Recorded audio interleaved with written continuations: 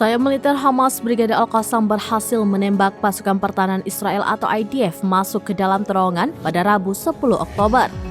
Dalam rekaman insiden yang dibagikan oleh Al-Qassam memperlihatkan tentara IDF mulanya memantau lokasi tersebut menggunakan drone dan anjing pelacak. Saat dirasa aman, para tentara pun memasuki terowongan tersebut. Tanpa disangka, rupanya terowongan itu merupakan jebakan dari Hamas. Di mana setelah para tentara itu masuk, Hamas langsung menyergap pasukan itu dari jarak dekat.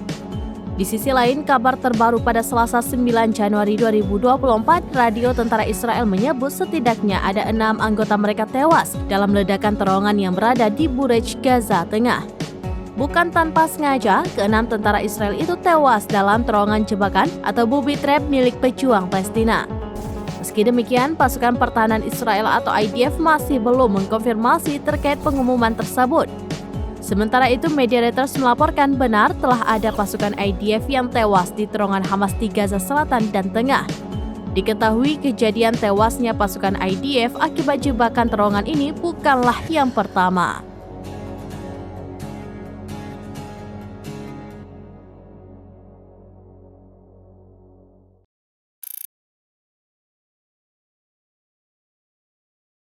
Download Tribun X sekarang, menghadirkan lokal menjadi Indonesia.